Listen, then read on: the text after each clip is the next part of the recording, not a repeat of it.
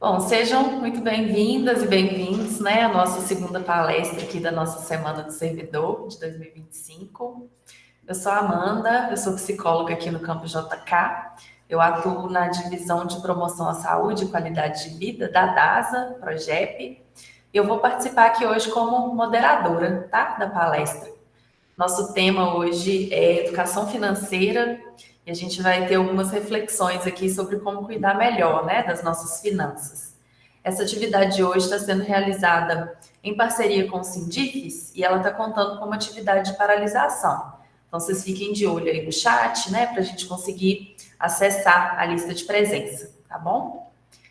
E, bom, para conduzir, né, essa reflexão de hoje, a gente tem a honra de receber aqui a professora Sorelle Correia e o professor Luiz Kennedy Machado. A Sorelle é professora do Departamento de Ciências Contábeis da UFVJM, lá no campus do Mucuri, e ela trabalha na área de contabilidade de custos, gerencial e educação financeira. Ela é graduada em Ciências Contábeis e mestre em Administração pela Universidade Federal de Viçosa. O Luiz Kennedy também é professor do Departamento de Ciências Contábeis, lá no campus do Mucuri. Ele é um dos coordenadores do Núcleo de Apoio Contábil e Fiscal, o NAF. E ele tem doutorado e mestrado em Administração, com a linha de pesquisa em Gestão de Negócios, Economia e Mercado, pela Universidade Federal de Lavras. Ele é graduado em Ciências Contábeis pela Universidade de Franca e em Administração pela Federal de São João del Rei. Eu vou deixar a palavra com a Sorelle e com o Luiz Kennedy. Eu vou pedir para quem puder, gente, deixar a câmera aberta, que eu acho que melhora a interação, né? E aí vocês mantenham, por favor, os microfones fechados, né? Para não dar interferência. Mas quem puder abrir a câmera, eu acho que fica mais interessante. E aí vocês podem ficar à vontade para ir interagindo no chat, né? Com comentários. E aí, durante a fala dos palestrantes, a gente vai abrindo espaço também para, né, caso vocês queiram perguntar, né, abrir as câmeras e falarem, a gente vai ter esse espaço também para as perguntas diretas a eles, tá bom? Então, dou as boas-vindas aí para o Luiz Kennedy, para o Sorelle, passo a palavra para eles. Então, boa tarde a todos. Boa tarde. É uma alegria estarmos aqui, né, Kennedy? Sim, estamos aqui no mesmo ambiente, pessoal. Às vezes, quando a Sorelle falar, vocês vão ver somente a minha câmera, mas é porque nós estamos usando só o meu microfone no meu computador para não dar interferência. Então, a gente está aqui para continuar, na verdade, a reflexão que já começou ontem. A gente agradece a Amanda, o pessoal da DASA, pela oportunidade. É muito gratificante, né? Nós, como seres humanos, pensar é uma qualidade, agora repensar é um ato de grandeza, né? Quando a gente para repensar a visão, a nossa conduta, isso fala muito sobre a vontade de crescer. Então, penso que quando a gente está aqui para repensar a questão das nossas finanças, é um lugar que fala, olha, quero crescer, né? Eu preciso de ajustar, eu preciso ver se de fato eu estou certo, o que está certo, o que está errado, né? Durante toda essa preparação, eu tive a oportunidade de repensar junto com um colega da área, que é o Kennedy, e ontem eu tive a oportunidade de repensar com um psicólogo que me ajudou muito, foi muito legal ver o olhar de outra área, me deu uma vontade, Amanda, de uma mesa redonda, mas vamos fazer algumas menções do que foi falado ontem, e a gente vai conduzir aqui de forma que seja muito leve, muito prazeroso e que seja interessante, né? Que a partir dessa reunião, desse curso, dessa palestra, cada um de nós possa olhar de uma maneira diferente para a forma como a gente enxerga nossa vida financeira, tá bom? Então, vamos começar? Então, só vamos colocar aqui a apresentação. Vou compartilhar a tela com vocês, tá?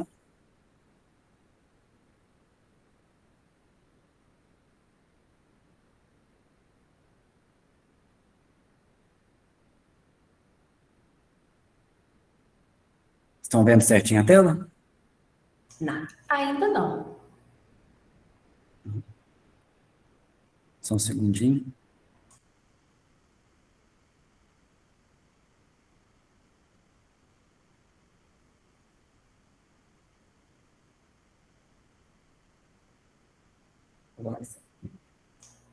Agora deu. Agora deu? Podemos iniciar? Claro, fiquem à vontade. Ai, sumiu. Desapareceu a tela. Que estranho. Então, vou compartilhar a tela inteira, então. Isso é só para dar emoção, viu, gente? Mas vai dar certo. Vai dar certo, é. Agora foi, né? Agora foi. Sim. Então, vou voltar aqui. Por que não está pegando? Eu quero usar a ponteira, quero pegar a ponteira do mouse.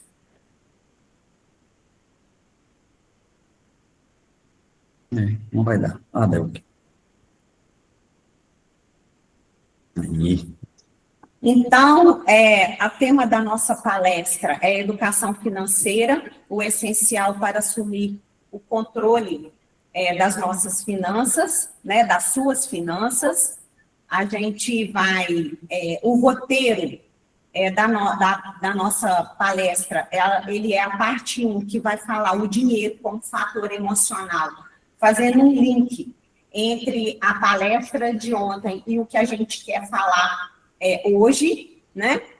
A mentalidade financeira é a parte 2, a parte 3, o orçamento e diagnóstico dos gastos, a parte 4, o vilão e o herói, e fechando a palestra, os próximos passos e ações, né? Deixando aí o que a gente acredita é que essa palestra vai gerar, de fato, uma movimentação por parte de cada um a partir dela, tá bom? A nossa pretensão, o nosso desejo é realmente esse. Bom, por que a gente vai começar falando sobre o fator emocional, né? Nós não somos da área, eu fiquei muito feliz de ter começado com o olhar da psicologia ontem, né? E o que a gente viu uma pesquisa publicada em julho desse ano, feita com 8.701 profissionais, né, de várias áreas, inclusive servidores públicos, e eles, 72% deles afirmam que a saúde financeira afeta a saúde mental e emocional. 49% deles se preocupam mais com dinheiro do que com saúde, com família e até com trabalho. E 51% dos entrevistados confidenciou que os gastos, eles sobrepõem a renda deles. E 63% não possui reserva de emergência. Então, essa apresentação aqui, de modo algum, é para criticar, né? É para mostrar uma realidade, né? E dependendo do contexto de cada um de nós, e esse exercício é para eu analisar a minha pessoa, né? O que eu posso fazer? Onde eu estou errando, né? O que eu posso melhorar? É esse olhar que a gente gostaria de deixar para vocês. Uma outra questão que a gente gostaria muito de deixar para vocês é o seguinte: não cabe a nós qualificar, né? O salário está bom ou está ruim? O que você considera que é importante ou não é importante, isso não cabe a mim, né? Tem uma situação que eu ouvi de uma pessoa que comprou um carro, e aí o colega dele, na roda de amigos, ele estava sendo criticado, porque, segundo os amigos, o carro consumia muito, e que não valia a pena ter aquele carro, mas era o sonho dele. Ele comprou o carro, era o sonho dele, ele tinha recursos, então, assim, não cabe a mim colocar a régua no seu sonho, ou no seu orçamento, ou no seu estilo de vida. O importante é que com a nossa renda, a gente tenha qualidade de vida e que a gente realize, se organize para, à medida do possível, identificarmos o que é possível. Para quê? Para vivermos bem, né? Para realizarmos nossos sonhos à medida do que a gente conseguir, ok? É claro que quando a gente tem família, né, um companheiro, filhos, o desafio aumenta, mas não impede, né? Então, vamos refletir um pouco aqui sobre isso. Então, a gente viu que o dinheiro, ele tende a gerar esse estresse financeiro, né? O estresse é uma reação emocional. Então, se eu estou estressado, é porque tem algo me incomodando. Então, quando algo abala, afeta minhas emoções, eu preciso de quê? Eu preciso de refletir. O que está acontecendo? Né? E esse estresse, ele pode ser gerado, por quê? Ele pode ser gerado por uma situação que está me incomodando, mas ele pode ser agravado pela história que a gente tem com as finanças. Então, às vezes, a gente cresceu num lar onde as finanças, o dinheiro era um problema, aí a gente já vem pegando essa bagagem, né? Por vezes, a gente enxerga as situações com aquela ótica de criança, com aquela ótica de adolescente, né? E nós precisamos de refletir primeiro sobre isso. Por quê? Porque dinheiro é dinheiro. R$ 1.000 é R$ 1.000. Se eu estiver abalada emocionalmente, eu vou administrar esses R$ 1.000 de uma forma. Se eu estiver com as minhas emoções centradas, controladas, eu vou administrar esses R$ 1.000 de outra forma. Então, o que a gente quer nesse primeiro momento é mostrar a importância de alinhar as emoções para, então, lidar com o dinheiro, né? Que seja aqui os R$ 1.000.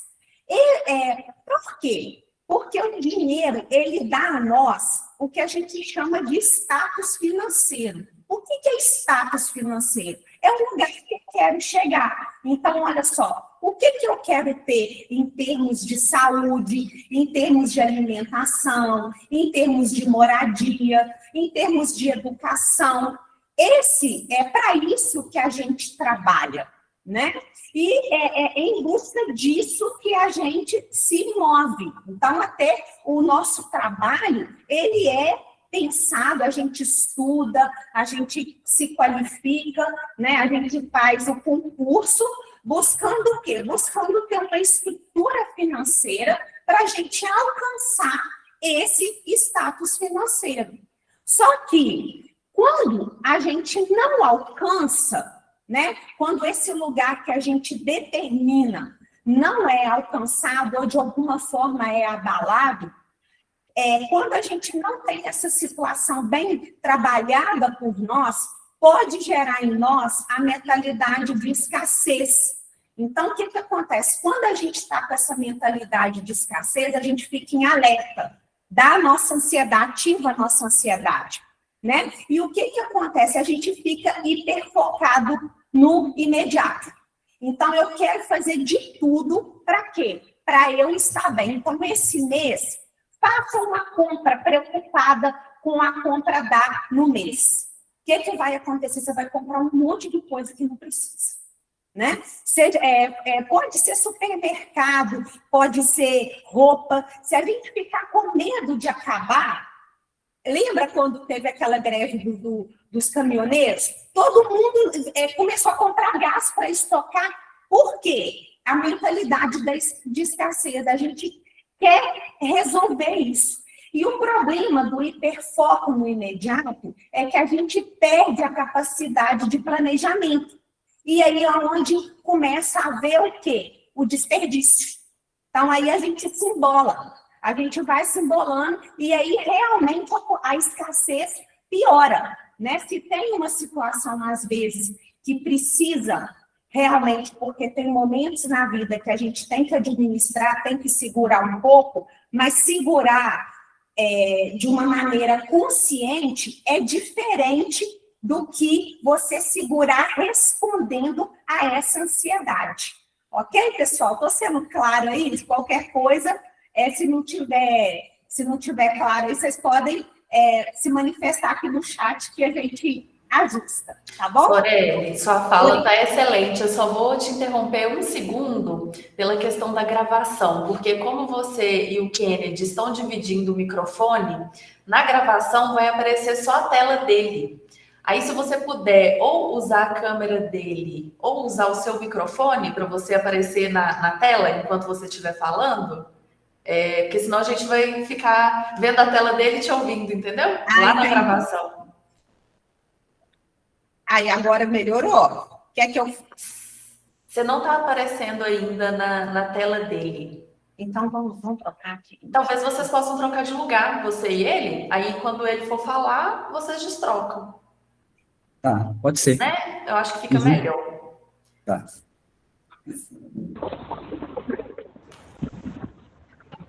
Obrigada, viu, gente? Aí, agora ficou melhor? Isso, aí agora a gente vai conseguir te ver na gravação. Ótimo. Então, aí a gente estava falando sobre a mentalidade da escassez, o hiperfoco no imediato, e aí agora o que acontece? Qual que é a questão disso que a gente está conversando? É que as emoções, esse tipo de emoção, ela não é uma boa conselheira. Então, se você tem alguma decisão para ser tomada, principalmente de longo prazo, onde você vai se comprometer, você e sua família, por muito tempo, acalme-se primeiro, pense o que você quer mesmo, coloque na balança os prós e os contras, para, a partir de então, você tomar a decisão, né? Mais para frente um pouco, a gente vai conversar sobre essa questão do orçamento na família, né? Justamente para isso, para equilibrar, quanto mais as decisões elas forem coletivas, né? E ainda que nem todos concordem, mas que seja explicado. Nós vamos fazer isso, a maioria concordou, e nós vamos caminhar nessa trajetória onde a maioria decidiu, é melhor. É melhor por quê? Porque foi uma decisão consciente. Eu estou fazendo isso, pode dar errado? Pode, mas a gente fez de maneira consciente, diferente de quando a gente compra por impulso. É horrível, depois todas as vezes que a gente olha para aquilo, seja um bem, seja uma compra que a gente fez por impulso, a gente lembra e se arrepende, né? Quando eu planejei, eu pensei, deu errado, deixa eu voltar para ver o aprendizado, porque lembrando do que o Tâmaro falou ontem, a questão da evitação, a conduta emocional, ela tende a gerar evitação. Não, eu não quero nem ver. Agora, quando a gente toma a decisão de maneira racional, peraí, deixa eu ver onde que eu errei. Tem esse ímpeto de querer do aprendizado. Então, por isso que é importante controlar as emoções para, em seguida, tomar uma decisão financeira. E aí, é importante a gente ter paciência com a gente mesmo. Em que sentido? Se eu, durante muito tempo, estou habituada a tomar decisão, a gastar dinheiro baseada nas emoções, esse hábito ele vai levar um tempo para mudar. Mas eu vou desistir? De jeito nenhum. Eu vou mudando à medida com que eu me propus, né? E aí, deixa eu ver como é que eu vou comprar. Ah, não, eu estou muito cansada, eu mereço comprar. O fato de eu estar cansada não me dá o direito de gastar. Olha só, vamos mudar a visão disso. Se eu estou cansada, é porque eu trabalhei muito. Então, eu vou gastar esse dinheiro de maneira o quê? De maneira com que eu tire o melhor proveito dele.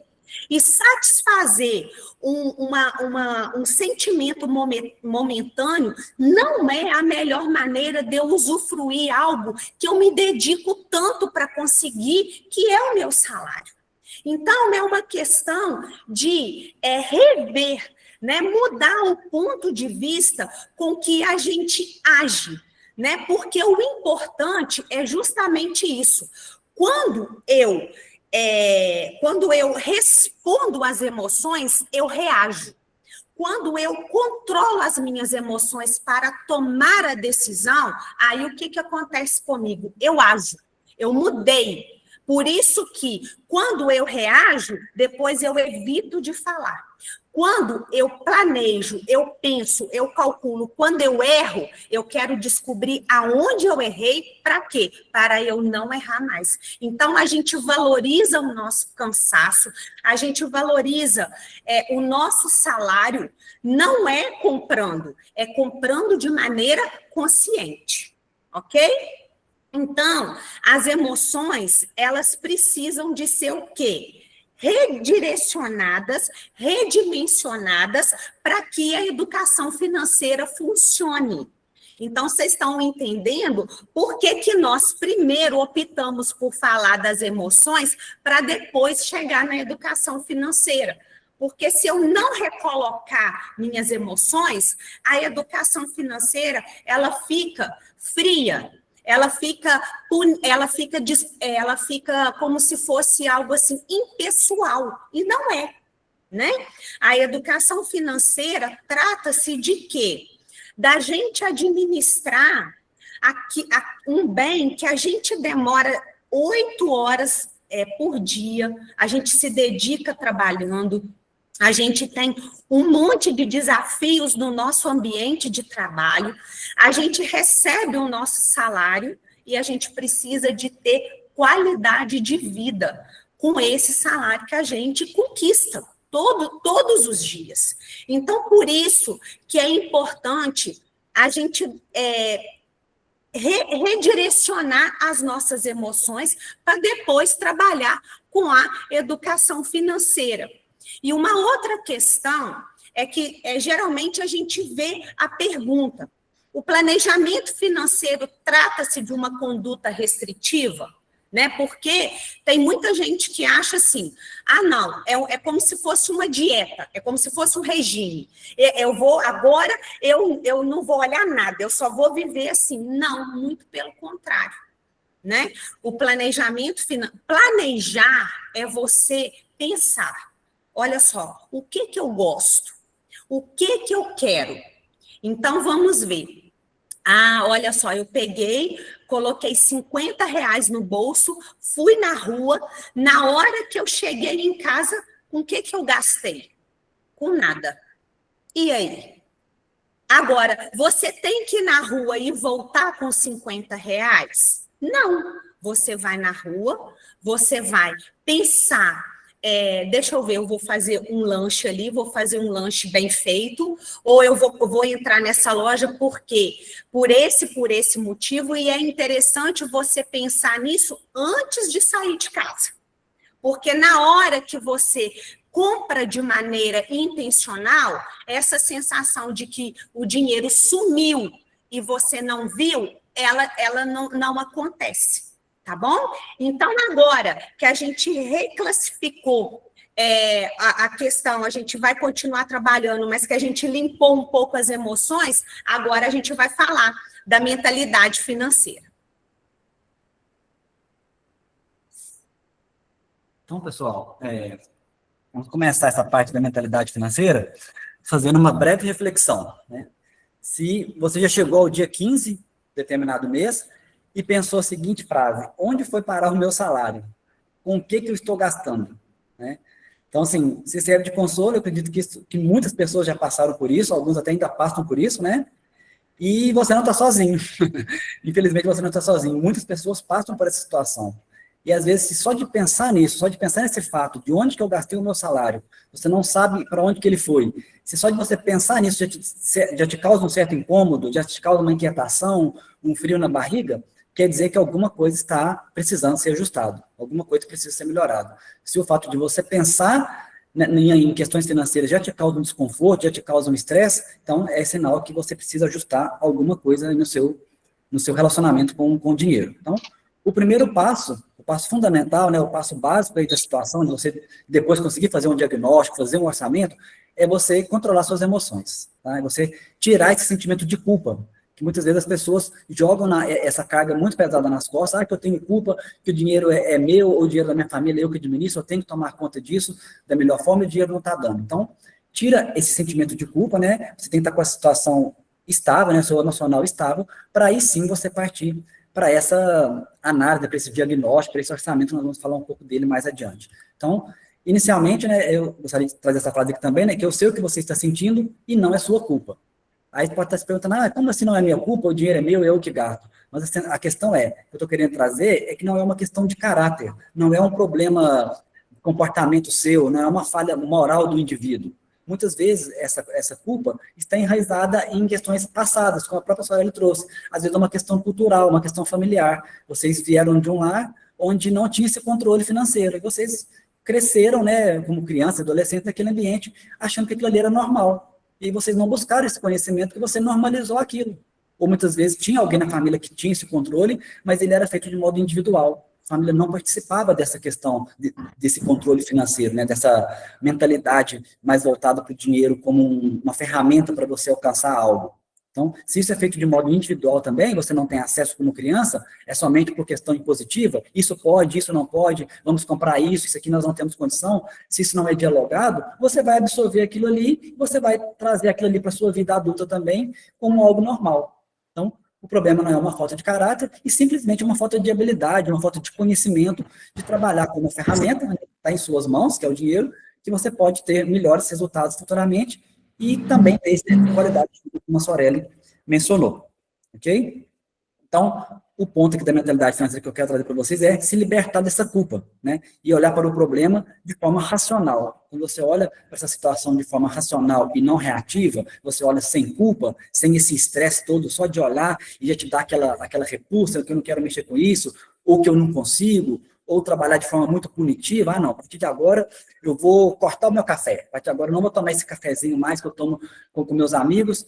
Se isso é uma prioridade para você, você vai ter que sentar, analisar e cortar em outro ponto. Então, é o que a senhora falou, às vezes não vamos dar ouvido muito para as pessoas, você tem que cortar esse café que você toma com seu amigo, esse café que você toma quase todo dia. Realmente, faz sentido você cortar? Se isso é um prazer seu, não sou eu que vou dizer que você deve cortar esse café. Eu gosto de tomar um banho um pouco mais demorado, que é o momento que eu relaxo, que eu estou sozinho.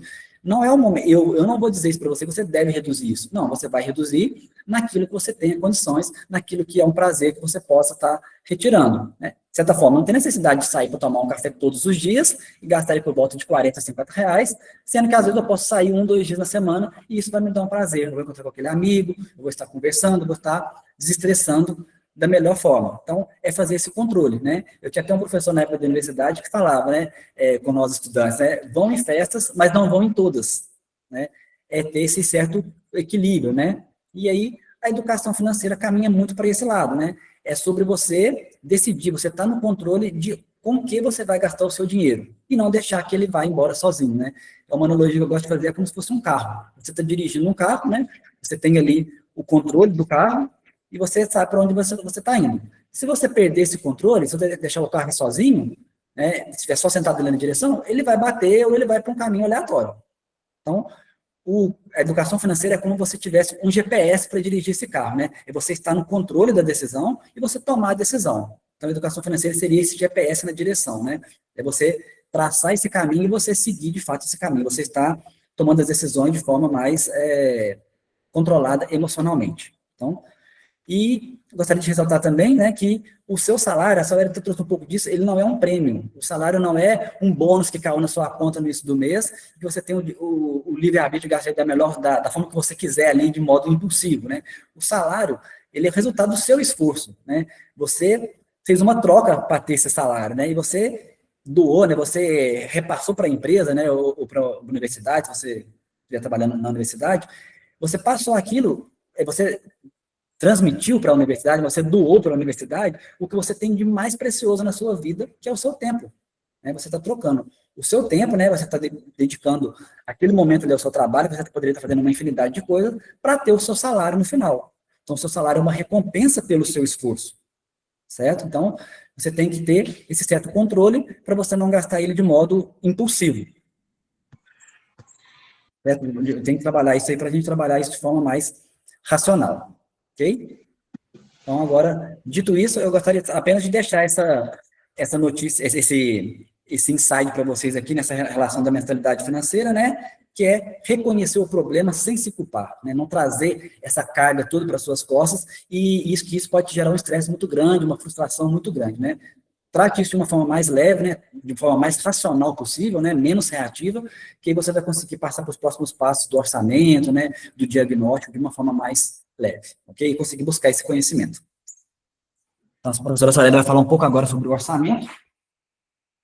Então, vamos lá. Então, agora a gente vai conversar sobre o orçamento, né? Então, a construção do orçamento, como que ele é feito, né? Se você está trabalhando, se você está conduzindo, você é sozinho, eu moro sozinho. Então, sozinho, é você e você mesmo. Agora, quando existe um contexto familiar, né, a gente precisa de assentar e para poder identificar o que é importante, né? E aí vai a questão. Tenho filhos, vai depender da idade do filho, né? Se são filhos 9 anos para cima, então é interessante o filho participar dessa construção, em termos de opinar, e a partir do momento que a gente deixa um filho opinar, ainda que ele não tem que ser atendido, mas ele precisa dizer, olha, você vai explicar para ele o que está acontecendo, né? Por que ele não vai ser atendido, o porquê aquilo não é uma prioridade naquele momento. Então, a construção do orçamento, ela gera a bagagem de resiliência. A família, ela se torna uma equipe e toda a família está trabalhando com um propósito. Então, a família toda vai determinamos. Então, o que é importante para o pai, o que é importante para o outro, o que é importante para os filhos, determinou, né? E aí, e para a mãe, como que vai ser isso? Então, determinou, classificou, né? À medida com que as pessoas são mais velhas, elas têm um poder de decisão geralmente maior, e aí classificou. Bom, e aí? O que nós vamos fazer? Eu tenho uma ilustração de um pai, uma família, eles tinham um lote e eles queriam construir, né? E aí, os 2 filhos, eles já eram adolescentes. E eles tiveram uma proposta de economizar o aluguel, só que o lugar que eles viveriam não ia diminuir bastante o conforto da família, né? Então, por 2 anos, eles iam economizar o aluguel, o que ia dar um up na obra, para a casa deles. Aí, o que eles fizeram? Eles fizeram um tempo em família e os 2 colocaram para os filhos, olha só, a gente tem essa oportunidade, mas como vai envolver todos nós vamos ter que abrir mão do nosso conforto, a gente quer tomar uma decisão em conjunta. Por quê? Porque a nossa casa, ela vai ser uma conquista da nossa família, né? E aí eles conversaram, né? Traçaram ali os objetivos deles, e aí a gente vai voltar agora nas emoções. Então, quando a família senta, ou os principais sentam para tomar a decisão, ou para alinhar alguma coisa para depois conversar com os filhos, é importante que não haja destempero emocional. Se começar alguém ficar nervoso, irritado, ou alterar a voz, vamos parar. Por quê? Porque isso daqui é para o nosso bem. Então, é uma questão que a gente precisa de resolver mas a gente precisa de resolver da melhor forma possível. Por quê? Porque a gente resolvendo bem vai nos unir e o resultado vai ser bom e vai nos aproximar. Se virar uma guerra, aí a gente não vai querer fazer e vai trazer um volume de transtornos e de afastamento para nós. Então, é para ser uma experiência de construção, de troca, de eu preciso de me conhecer, mas eu também preciso de conhecer o que é importante para o outro. O Kennedy falou do café, né?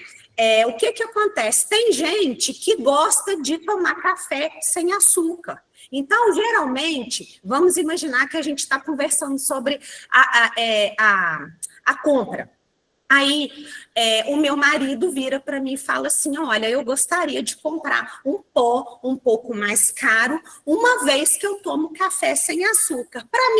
Para mim precisa? Talvez não, mas é um gosto dele. Então, vamos ver aqui se a gente consegue proporcionar isso para você. Qual pó que você gostaria? Aí ele vai falar. Então, vamos ver se cabe. Talvez esse não vai caber, mas cabe um pouco mais barato. Então, tá vendo? É um processo que precisa de ser pensado, que precisa de haver troca, precisa de haver compreensão, né? Raciocínio. E, para isso, a gente precisa de estar com as emoções como? Estabilizadas. E aí, gente, eu volto naquele lugar do hábito, né? Então, se o hábito é de estresse em função de dinheiro, e o objetivo de trabalhar com dinheiro, com as emoções equilibradas, precisa de ser um objetivo. Hoje eu não consegui. Você vai desistir? Vai evitar? Não. Eu vou me acalmar. E olha que oportunidade maravilhosa que nós estamos tendo. Hoje é que dia do mês, Kennedy? Hoje é... Olha só, gente, o mês de novembro está chegando. E olha só, nós temos uma oportunidade melhor ainda. O que tem no mês de dezembro, Kennedy? Olha só, gente. Então, olha, a gente está tendo a oportunidade de repensar as nossas finanças num momento muito interessante do ano, né? Quem sabe a gente consegue começar a conversar em família, mexer com os nossos rigores, e começar a ter molejo, a ter tolerância, a ter, como é que fala que a gente estava falando outro dia, Kennedy? A se movimentar para falar, mas também para ouvir. Empatia. E na hora, quando a gente tem esse momento de escuta, de considerar o que o outro fala, de pensar no que é importante para o outro, no momento da dificuldade, vem a força. Então, aí é um se ajudando, diferente daquele, mas eu te avisei, eu te falei que não era para fazer. Né? Então, a construção do orçamento, ele precisa de ter esse foco. Eu sei que, às vezes, a gente fica assim, ai, mas não. Então, se você ficou nervoso, fala assim, olha só, vamos dar um tempinho, depois a gente volta. Mas, gente, não deixa de voltar. É para dar um tempo. Não é para não voltar para esse lugar, ok, pessoal? Então, é importante identificar as importâncias, conforme eu já falei, e é importante analisar os gastos. Então, peraí, a gente vai olhar com o que a gente está gastando. Então, a gente está gastando com isso. O que de fato é importante? A gente tem condições de gastar da forma como estamos gastando? Se não, precisa de estabelecer uma ordem de prioridade dos gastos. Né? O que é mais importante? Não, isso é supérfluo. Se isso é supérfluo e a gente está num contexto de endividamento, será que não é melhor a gente ficar um tempo sem, quitar as nossas dívidas e depois a gente volta? né? Ou então, a gente está falando aqui de contexto em família, um mês um fica sem, o outro mês o outro fica sem, e vai fazendo isso de forma que todos vão participando, né? Afinal de contas, família é sobre isso, né? É de se posicionando. E eu estou falando aqui de família, por quê? Porque o orçamento, ele precisa de ser colaborativo, né? Os gastos dos meus filhos têm impacto no meu orçamento, no meu salário. Então, eu preciso de ouvi-los, eu preciso de pensar, eu preciso de me preparar. Né? No caso, eu trabalho, mas se eu for estabelecer, porque eu trabalho, a prioridade dos gastos partindo de mim, vai dificultar muito a vida dos meus filhos, né? E aí, olha só, então o orçamento, ele precisa, se eu estou num contexto de família, né, que eu tenho filhos, eu preciso, se eu tenho um companheiro ou uma companheira, então eu preciso de quê? De estabelecer que é um processo quê? Coletivo. Ele precisa de ser colaborativo. Conforme eu falei sobre a resiliência, ele sendo colaborativo, a educação financeira ela vai se transmitir, né? E como o Kennedy falou, às vezes, se a gente tem uma história ruim, a gente vai ter a oportunidade de deixar uma lembrança boa sobre dinheiro nos nossos filhos, né? Quando a gente pensa. Outro dia, o meu filho chegou para mim e falou assim, uai, mamãe, mas olha só, eu queria tal coisa, e você não me deu. Por que você não me deu? É porque você não tem dinheiro? Aí eu virei para ele e falei assim, olha, meu filho, a gente quando está falando de necessidade de filho, é difícil um pai falar que não tem, a gente sempre dá um jeito, né? Agora, não é sobre dinheiro. Eu não te dei porque, nesse momento, eu não entendo que isso é prioridade para você. Né? Ele queria uma cadeira de gamer. Aí eu falei assim, você quer uma cadeira de gamer para quê? Qual que é a necessidade de você ter? E aí fui conversando com ele sobre isso. Ele não ficou satisfeito, mas no final das contas ele entendeu.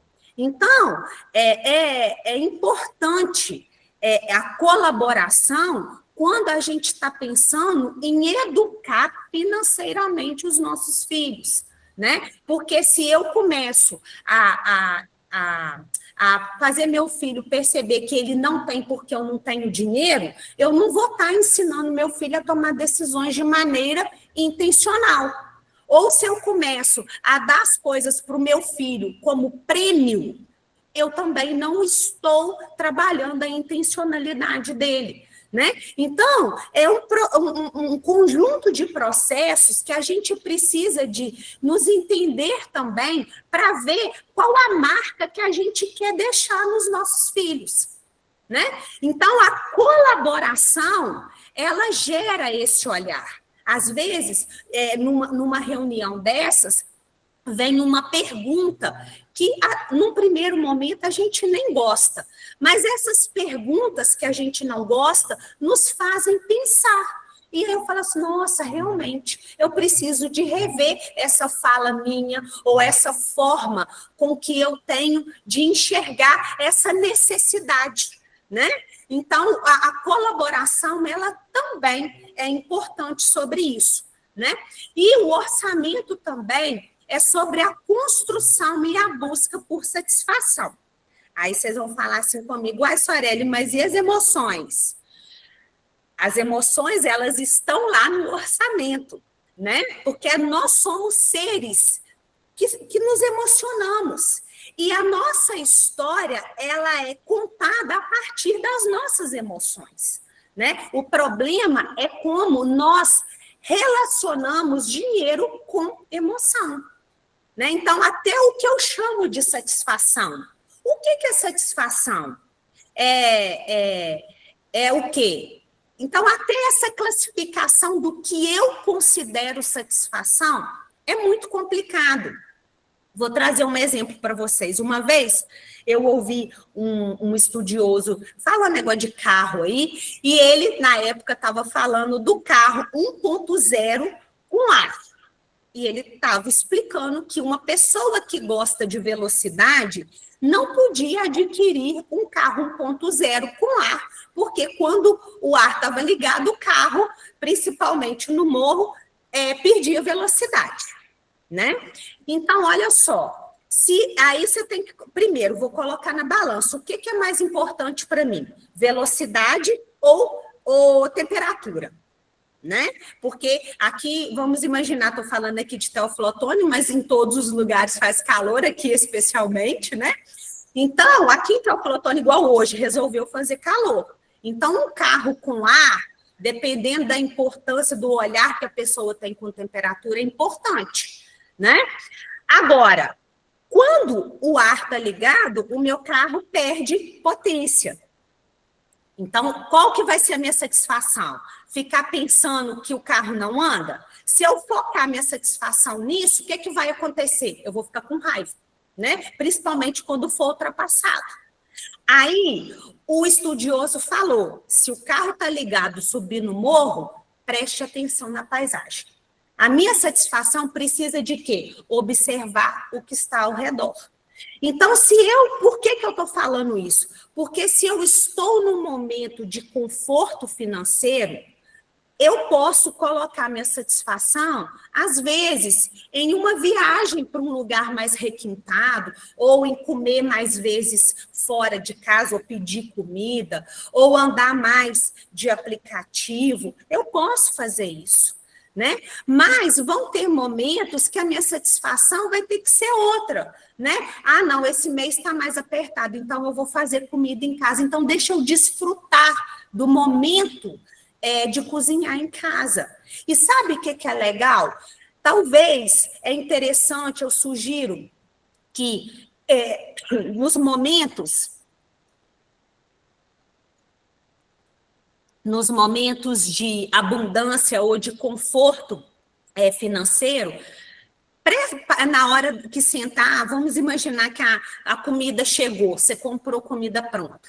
Na hora que todo mundo sentar para comer, perceba na feição dos seus familiares, né? Como o Tâmaro falou ontem, é sobre momento, não é sobre coisa, não é sobre comida pedida ou feita. Não é sobre o trabalho de cozinhar, é sobre a oportunidade que temos de viver, né? Eu gosto muito daquele filme antigo, A Vida é Bela. Gente, o que aquele pai fez com aquele filho, né?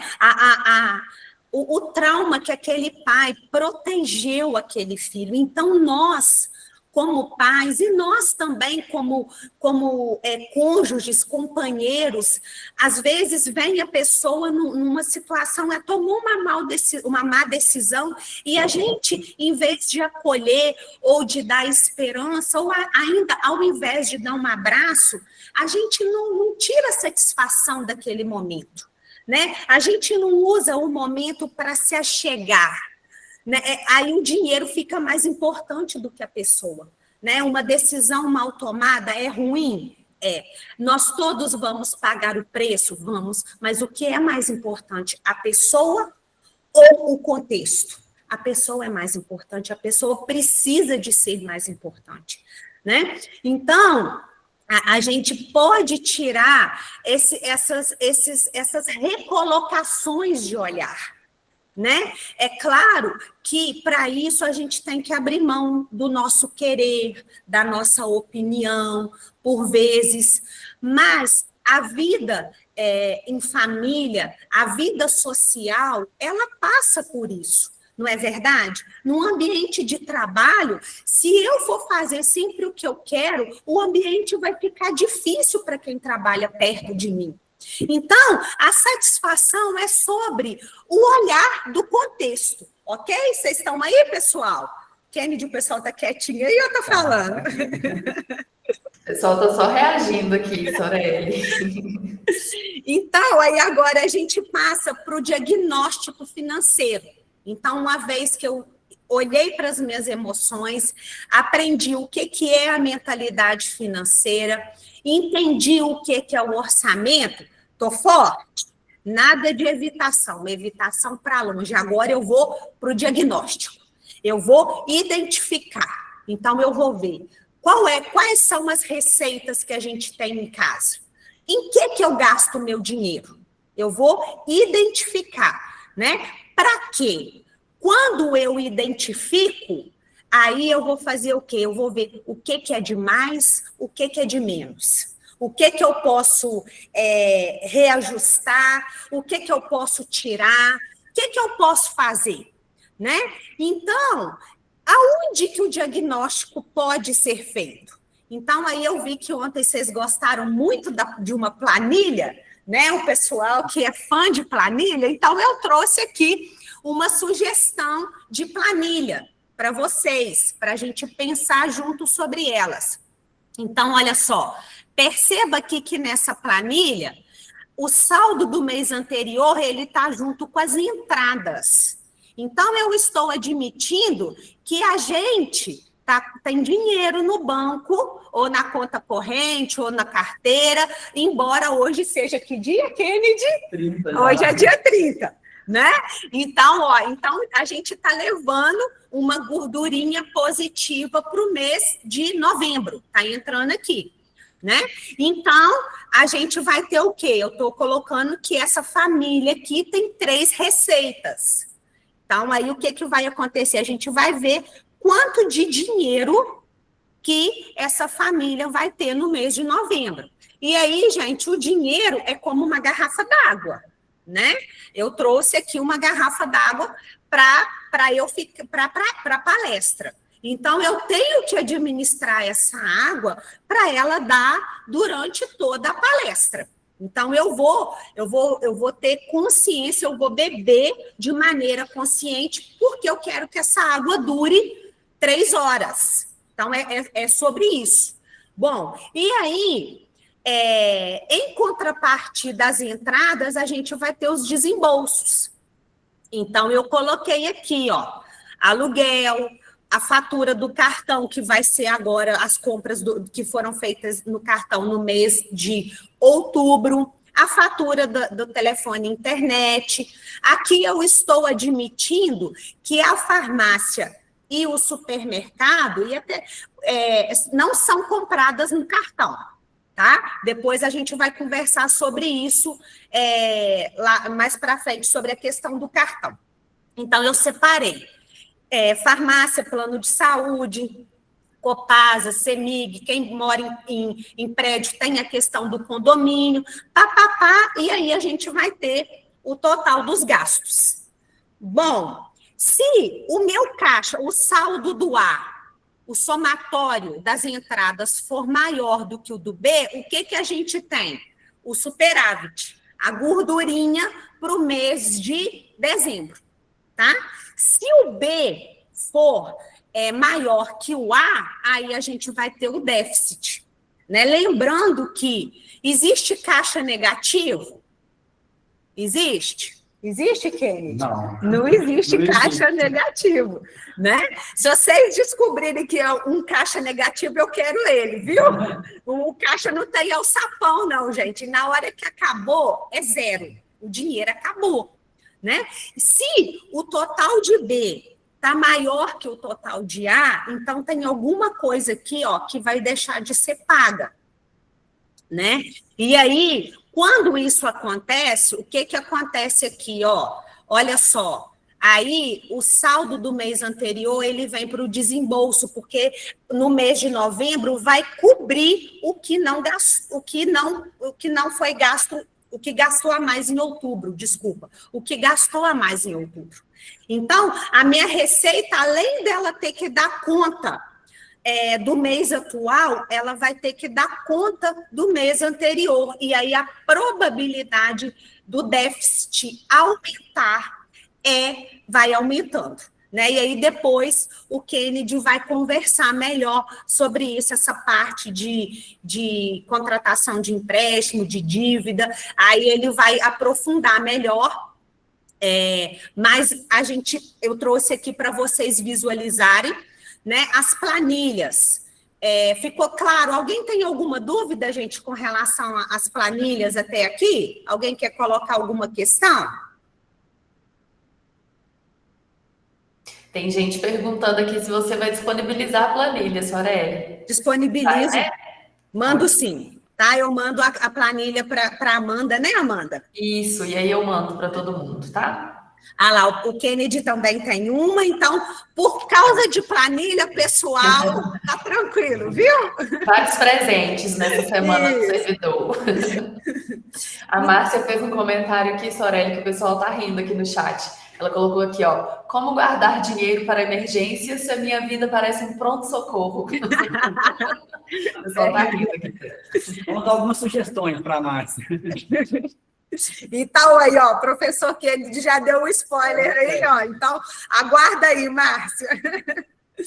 Bom, e aí, a gente, para fazer esse diagnóstico, tem o método da anotação, né? A anotação, ela pode acontecer, é muito comum acontecer em planilhas eletrônicas, né? Mas se o pessoal, não, eu gosto de um papelzinho, eu tenho a minha agenda, eu tenho o meu planner, não tem problema, né? É importante que você faça e é importante que ele não seja complexo demais. Por quê? Porque ele precisa de ser alimentado continuamente. E aí, um outro momento que eu preciso que, dependendo do contexto em que você se encontre, você tenha um pouco de paciência com você. Por quê?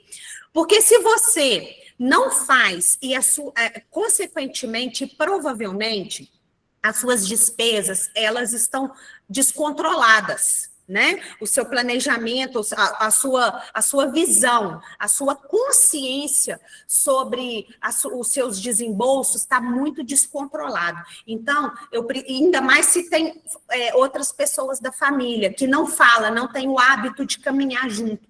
Então, você vai começar devagar.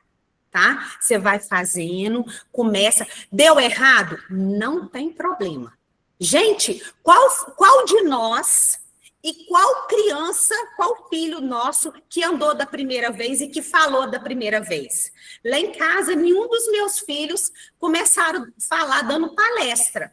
Foi mamã, e aí vai evoluindo. É assim com a gente também, tá? Então, começa a anotar, começa a ter consciência você dos seus gastos, vai conversando com os seus familiares, vai trazendo, vai compartilhando experiências que devagarzinho, com tranquilidade, com empatia, as coisas vão acontecendo. Com doçura, as coisas vão acontecendo. Então, anote, tá bom?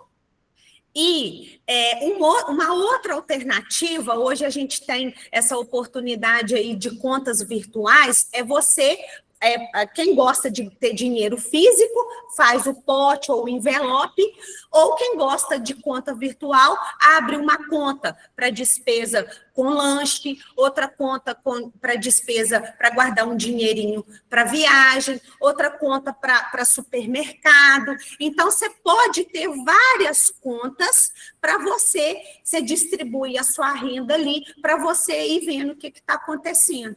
Não, esse dinheiro aqui, eu vou até contar o caso de uma pessoa que compartilhou comigo, que o marido dela recebe uma gratificação no trabalho dele, né? E aí, gente, pasme, viu? Eu não sei como que é essa questão da opinião de vocês, mas lá na casa dela, quem é mais segura mais é ela. Então, ele virou para ela e falou assim, olha, abre uma conta virtual, porque nós vamos guardar esse dinheiro para a gente. Quando eu receber essa gratificação, nós vamos guardar o dinheiro para a gente fazer uma viagem em família. E ela falou assim, não, beleza, então tá, então eu vou fazer. E ele ia e entregava o dinheiro para ela e ela guardava. E diz ela que, por vezes, ele chegava assim, não, esse mês está apertado, eu estou precisando daquele dinheiro. Aí ela falava assim, qual dinheiro? Aí ele falou, não, dinheiro não, aquele dinheiro você me falou que é para quê? Ah, o dinheiro é para viajar. Então, o dinheiro não é para comprar isso, o dinheiro é para viajar. E ela permaneceu firme no propósito. E ele, nossa, mas você é osso duro. Ela, mas você me falou que é para isso, o propósito é esse. Pois, gente, mês passado a família foi para um resort. E ficou todo mundo feliz. Foi a conquista da família. Por quê? Porque a mãe se manteve firme no propósito lá de a partir da gratificação recebida, a família toda usufruir de um tempo junto. Então, é sobre resort? Não, é sobre propósito de uma família. Então, dentro da nossa casa, nós sabemos identificar quem tem mais talento para administrar uma conta que não pode ser mexida porque a gente quer viajar. Outro é mais metódico e detalhista para alimentar constantemente a planilha. Então, a gente vai reconhecendo os talentos e vai dividindo, né? Talvez, dependendo da idade dos filhos, vai concentrar mais nos pais, mas às vezes não, né? Então, é importante. Por isso que eu estou falando, foi um objetivo que foi traçado e ele foi duramente protegido e juntos foi o quê? Alcançado, né? E aí eu pergunto para vocês, é importante pensar, mas é importante também escrever. Quais são as 3 categorias que seu dinheiro some mais rápido, pessoal? O que é? É lanche, nessas lojinhas, eu não sei se vocês já viveram uma experiência de entrar e pegar muita coisa baratinha e de repente dar um preço absurdo, né? Eu não sei também se vocês já falaram assim, não, esse mês a fatura do cartão tá super light, aí você faz um monte de comprinha que custa pouquinho, de repente, que fatura é essa? Eu não sei se vocês já vivenciaram isso. Então, cuidado com esses valores pequenos, a gente empolga, né? A gente perde o controle, às vezes, a maioria do controle é perdido não com grande, é perdido com o quê? Com pequeno, né? Vou fazer um lanche, o Tâmaro falou ontem, acho que foi da pizza, do lanche que vai fazendo todo dia. De repente, na hora que chega dia 10, dia 15 do mês, o dinheiro acabou. Por quê? Né? Ou então, hoje em dia, está muito fácil andar. Vou chamar o aplicativo para andar, para poder ir de carro. E aí, se você quer usar aplicativo, guarda um dinheiro, usa de maneira intencional. Não deixa lá no bolo, não. Ok? Alguém quer manifestar sobre essa questão aí ou não? Teve uns comentários aqui no chat. O Tiago Ottoni comentou que supermercado ultimamente está sem condições. Tem uma outra pessoa que é a Fátima falando que acha que o supermercado melhorou bastante. Essa questão de supermercado, eu vou contar para vocês daqui a pouco, tá? Nós vamos conversar sobre o supermercado daqui a pouco, tá bom? Soreli, quando você estava falando dessa questão das comprinhas, a palavra que veio na minha cabeça foi Shopee. Sabe, assim? Achadinhos da Shopee, né? Isso, são R$10, de 10 em 10, né? Vira 100, vira 1.000. Exatamente, cuidado, porque hoje é um acesso muito grande que a gente tem.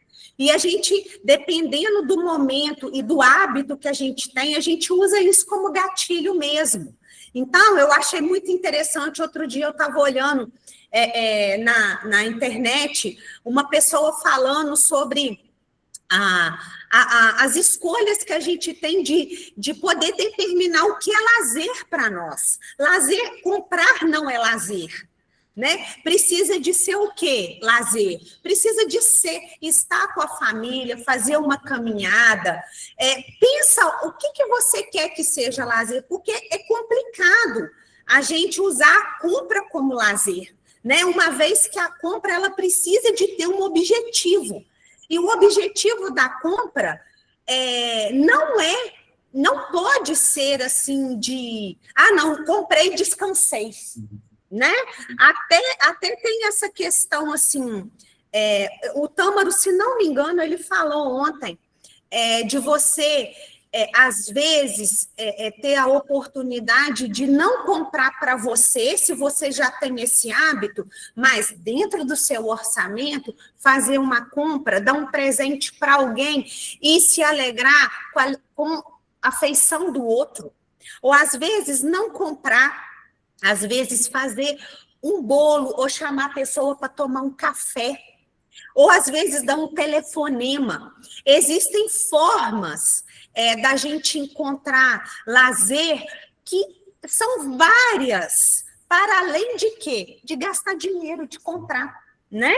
Então, é o que eu falei com vocês, ampliar, mudar o nosso olhar, né? E aí, a gente vai conversar agora sobre os gastos, né? Vocês viram lá os desembolsos, colocamos várias coisas e nós precisamos de identificar no diagnóstico o que são os gastos fixos. Então, o que é? É o aluguel? É o condomínio? É o gás? Isso vai ser fixo, é o que tem todo mês, né? Então, como que você compra? O gás lá em casa dura 1 mês e meio. Então, você sabe que mês sim, mês não, é uma questão do gás, né? Então, você precisa de se preparar para o que é fixo, né? E tem o que é variável. Então, o que é variável vai ser o quê? Vai ser um supérfluo, vai ser um lanche que você vai pedir, uma ida no cinema, talvez uma saída com os amigos, né? Então, o variável é aquilo que a gente consegue administrar e é aqui no variável que aquele hiperfoco da mentalidade de escassez, ele vai se manifestar. Cuidado quando você começa, esse mês está complicado.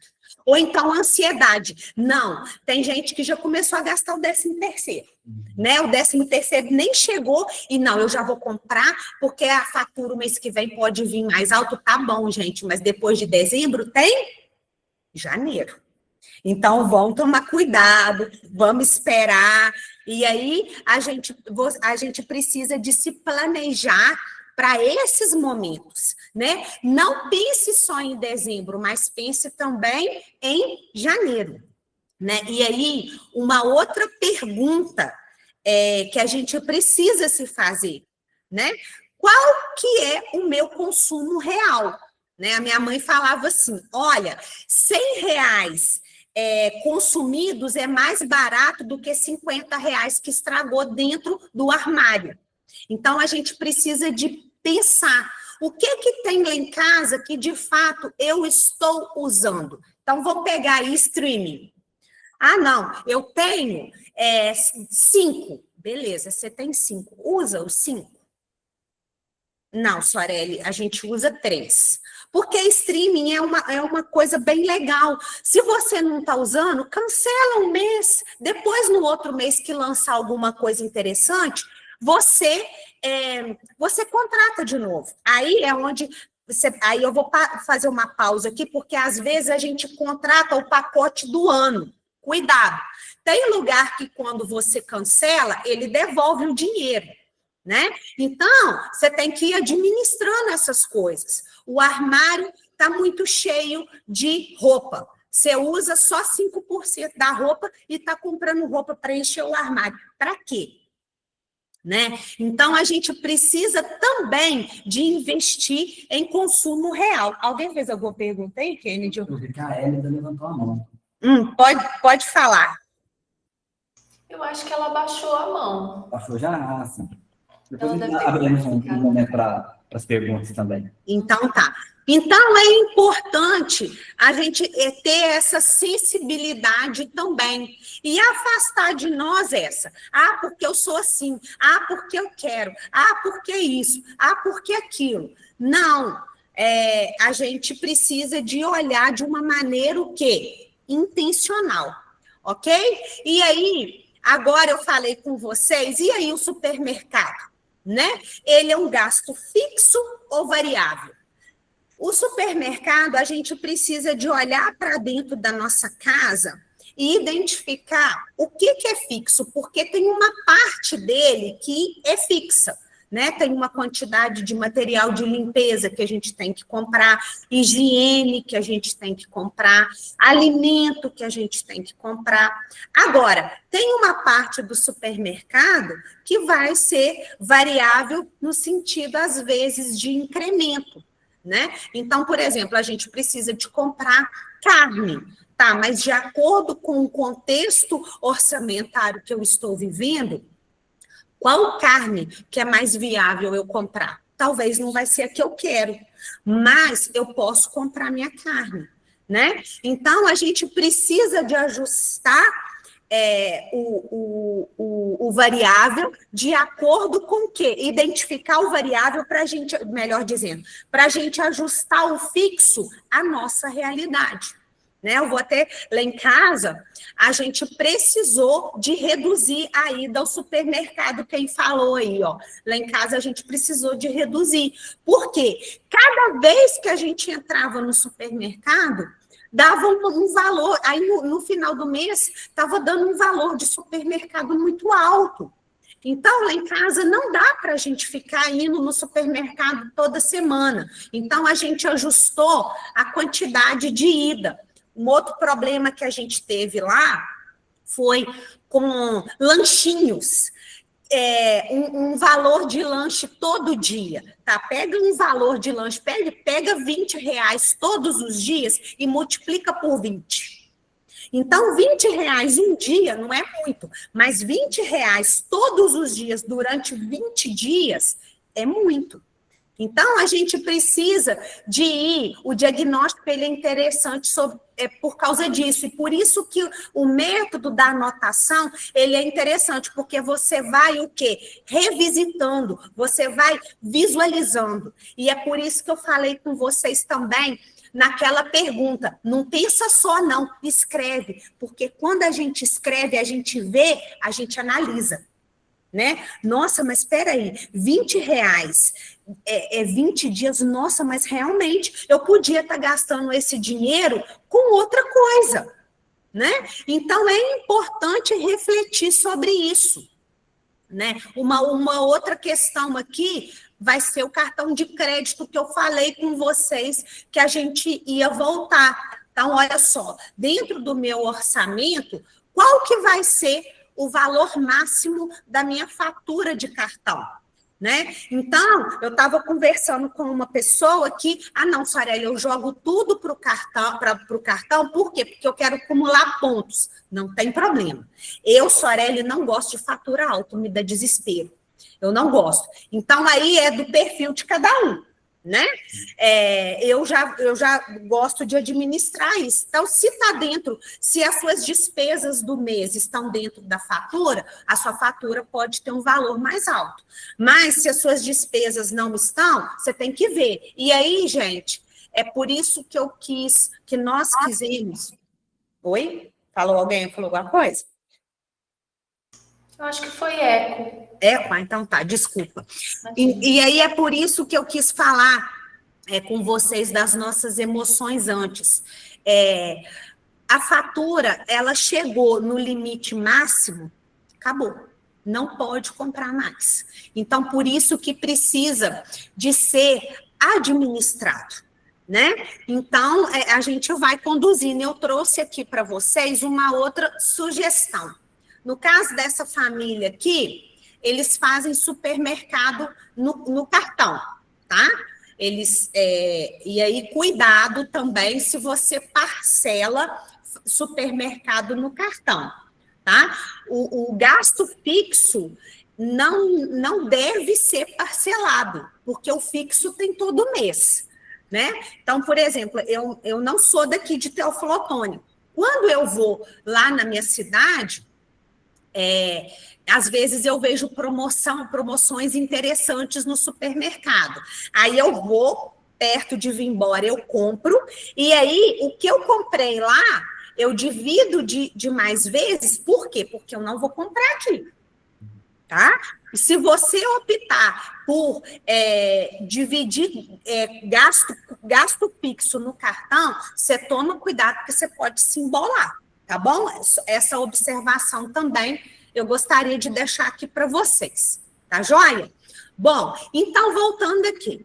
Essa família aqui, ela faz supermercado no cartão, e a fatura dela pode ter o valor máximo de R$6.000, tá? Então, ela deixa para outras compras 2.800. Então, vamos refletir sobre essas outras compras. Lembrando aqui, pessoal, o seguinte: o supermercado deu 3.200, aí acabou, tá? Acabou, por quê? Porque senão te complica também. A não ser que você tenha uma gordurinha aqui. Não, as outras compras esse mês somou 2.000. Então, você pode gastar 4.000 de supermercado. Tá claro? Tá? Agora, vamos voltar para a situação inicial, outras compras de 2.800. O que a gente pode fazer? Você pode fazer várias compras parceladas, de muitas vezes, de mais vezes, porque elas vão ter um valor menor. Lembrando que é interessante você sempre comprar no número de parcelas sem juros, tá? Entre aspas, tá? Sem juros, entre aspas. Então, compre parcelado, se é do seu gosto de fazer mais compras de mais vezes, compro mais itens por 2.800. Ou então você pode fazer poucas compras de menos vezes. Então eu vou comprar, às vezes eu compro 2 itens e aí eu vou comprar menos quantidade. Ou uma outra sugestão que é bem interessante, é o seguinte: você pode pagar direto. Por quê? Porque vocês já observaram que quando a gente paga direto no cartão de crédito, tem o quê? Desconto. Então, embora eu estou falando de várias parcelas, as parcelas, por isso que eu coloquei sem juros, é porque quando eu compro direto, eu tenho desconto. Se eu tenho desconto quando eu pago direto, quer dizer que quando eu parcelo, embora eles não falam que tem juros, na verdade, tem, né? E tem uma outra questão também que eu posso fazer. Eu posso não gastar esses 2.800 e guardar o dinheiro para comprar depois e pagar com Pix. Por quê? Porque no Pix costuma ter mais desconto ainda. Não é verdade? Vocês já viram isso lá no site? Nos sites? Só um comentário aqui, perguntaram no chat, esse pagamento direto seria você pagar em uma parcela só no crédito. Vir na próxima parcela em uma única vez no mês seguinte. Ok? Entendido aí? Alguma colocação? Quem disse que está tendo? Não? Tinha uma dúvida aqui da Márcia sobre essa questão do gasto fixo e gasto variável. Ela colocou assim, fixo porque toda semana / mês tem que ter. Mas isso. O valor varia, é isso?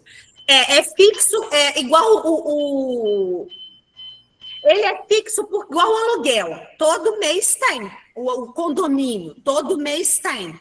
Então, eu sei que eu preciso, se eu tenho um cooktop ou um fogão a gás, eu preciso de comprar o gás. Ele é fixo, ele vai existir. A conta de energia, ela é um gasto fixo. Você tira ali um valor médio, entendeu? A água, você precisa daquilo para sobreviver, né? Se o seu filho estuda numa escola particular, a mensalidade é um gasto fixo. Entendeu? Diferente de pedir comida. né? Pedir comida é uma situação que a gente consegue administrar, ok? No caso do supermercado, propriamente dito, esse fixo seria aqueles alimentos que é básico para a sua alimentação. Seria o arroz, o feijão, uma quantidade certa de carne e ovo, por exemplo. Então, aí vocês chegariam nesse consenso com a família, o que seria esse fixo? É claro que esse preço vai variar ao longo do tempo, porque os produtos oscilam de preço, né? Muitas das vezes para mais, é claro, né? Mas esses fixos são esses produtos que a gente teoricamente, não consegue ficar sem, né? Teria mais difícil da gente mexer nisso. E esses variáveis seriam aqueles periféricos, né? Teria um biscoito, uma bolacha, uma fruta que não é da época, que está um pouco mais cara. Eu abri uma sugestão no grupo, né? Sempre optar por essas frutas da época, que certamente elas são mais baratas. Então, esse variável é onde a gente consegue trabalhar com mais facilidade, sem muito estresse familiar. Uma outra questão também que eu lembrei aqui agora, que é importante conversar, não, Sorelli, esse mês eu vou pedir marmita, eu vou pagar marmita. Então, se você vai contratar o serviço de marmita, o supermercado precisa de ser enxuto.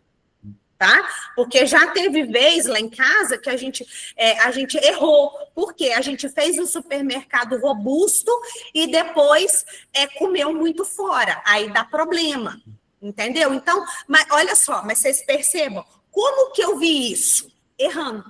Então, gente, precisa de ter tolerância para o erro. O erro faz parte da vida. Errou, ajusta. Tá?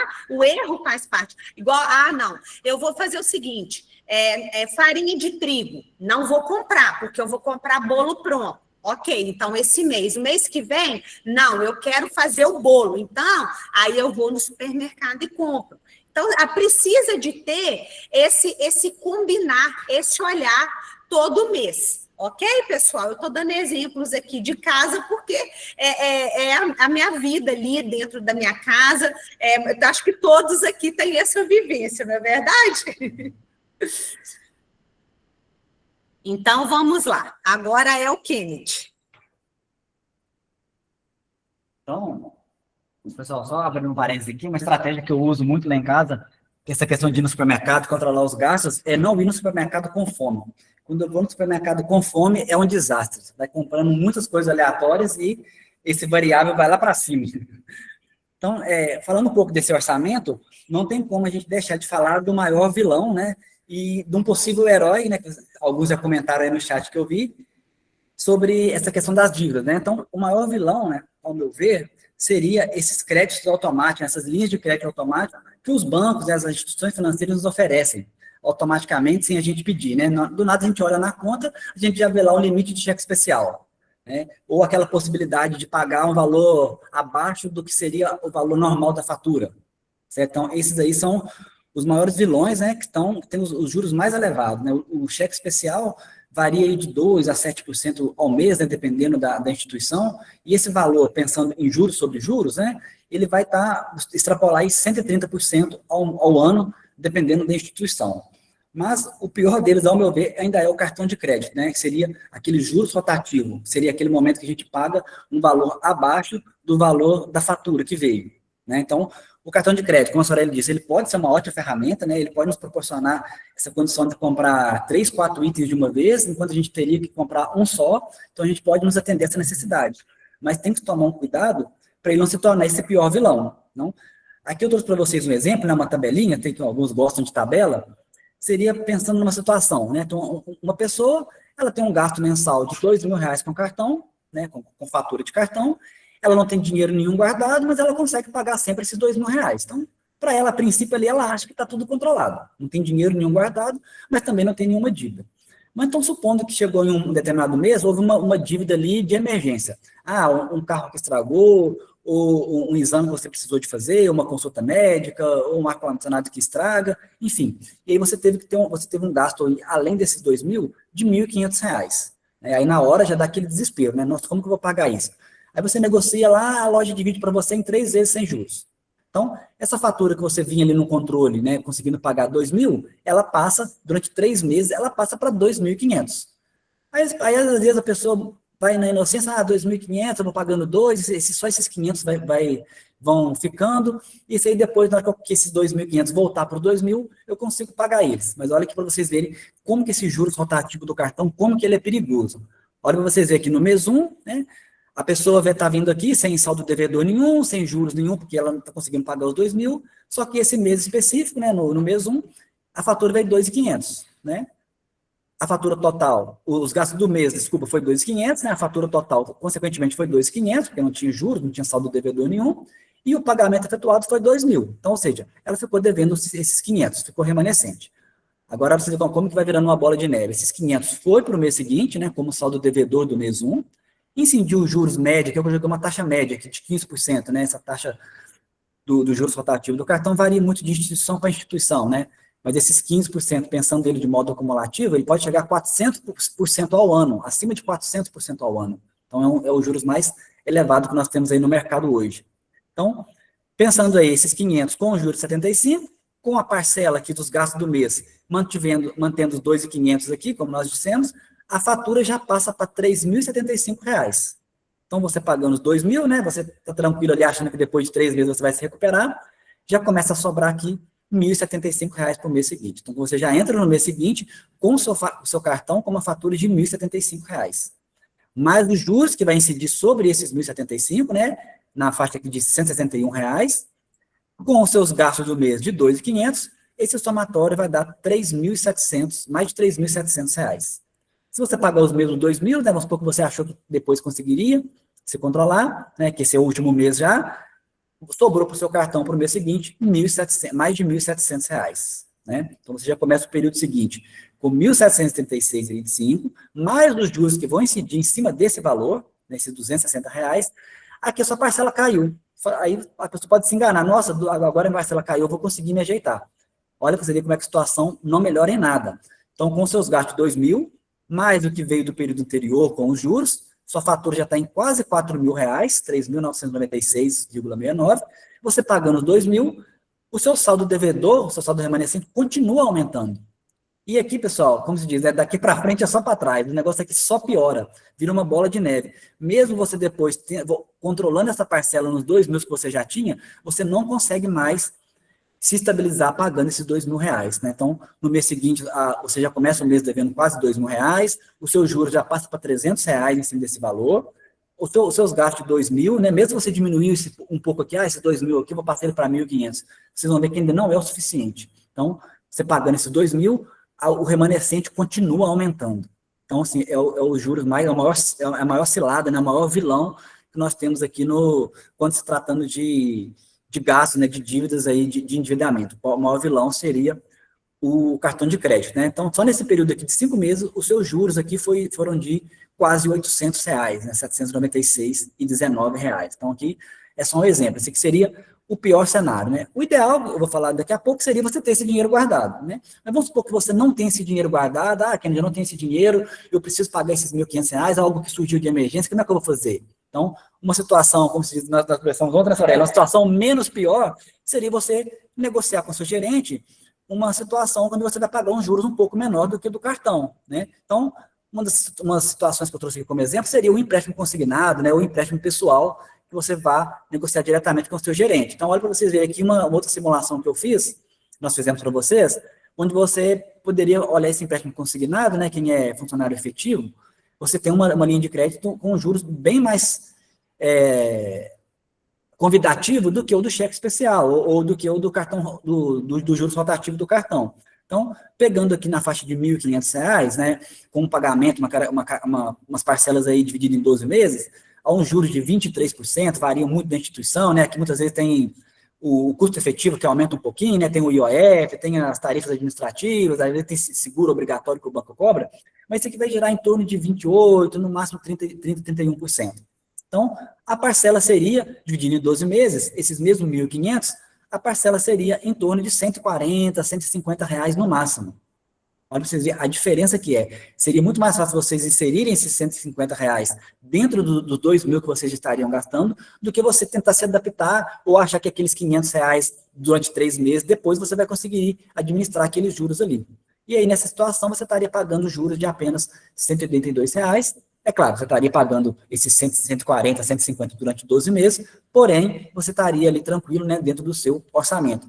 E se quiser dividir um pouco mais, né, em 24 vezes, por exemplo, essa parcela cairia ainda mais, seria na faixa de 77, 80 e poucos reais, né? E aí é claro que o juros seria um pouco mais alto pelo tempo. Então, aqui é só um exemplo para vocês, pessoal. É claro que isso aqui não são valores reais, tá? Varia muito da instituição que vocês trabalham, de qual banco vocês têm conta, né? Da sua relação com o gerente, da sua relação com o banco ao longo do tempo. Se você ficou endividado durante muito tempo, certamente esse juro vai ser um pouco a mais. Mas aqui já dá um exemplo para vocês aqui, superficial, de outra possibilidade, do que seria menos pior do que se endividar com o cartão. Ok?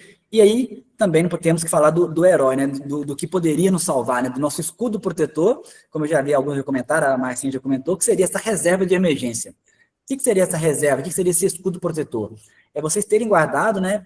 Preferencialmente em algum banco, né? No sentido de que o dinheiro em casa ele vai desvalorizar, mas se você tem esse hábito, ok, é melhor do que não ter essa reserva de emergência, né? Seria você estar deixando reservado de 3 a 5 salários, né? De 3 a 5 gastos essenciais que vocês têm no mês, de você deixar esse dinheiro reservado para alguma emergência. E aí, tomem cuidado com a autossabotagem, né? O que é emergência? É aquele gasto que você tem que ter, aquele valor que você tem que aplicar, que você tem que gastar, e que você não consegue viver sem. Por exemplo, um carro que estraga, você depende do carro para ir trabalhar, ou do exame médico que você está precisando fazer, ou de uma internação de emergência, você não tem plano de saúde que você precisa fazer. Então, isso é o gasto de emergência, né? Cuidar para não colocar aí aquela roupinha ali, aquele achadinho da Shopee, porque aí você vai estar se auto-sabotando, né? E esse valor não tem um valor certo, é 3 salários ou é 5, isso depende muito da sua estabilidade no seu emprego. Se você é funcionário público, se você tem uma certa estabilidade na sua empresa, eu trabalho há muitos anos aqui no meu negócio, eu tenho uma certa estabilidade, né, nessa empresa, então você pode se dar ao luxo de guardar ali, em média, 3 salários, até no máximo 4 salários, gastos essenciais. Por exemplo, eu ganho 2 mil, vou gastar ali em média, guardar ali em média 6 mil reais, por exemplo. Agora, se você tem um trabalho, tem uma certa flexibilidade, tem uma rotatividade muito grande de funcionários, aí eu aconselho a guardar em torno de 5, 6 meses desses gastos essenciais. Então, essa reserva, pessoal, essa reserva de emergência, não é sobre aplicar dinheiro, não é sobre rendimento desse dinheiro, é sobre você dormir tranquilo, é sobre vocês conseguirem colocar a cabeça no travesseiro e tá tranquilo de que, se qualquer imprevisto que aconteça amanhã, na semana que vem, no mês que vem, você tenha de onde tirar esse recurso. Ok? Então, a situação de aplicar dinheiro para rendimentos, aí é pós essa reserva de emergência. Já tenho a minha reserva consolidada, já está ali um valor que me deixa tranquilo, aí sim eu posso partir para outros investimentos, buscando rendimentos maiores, ok?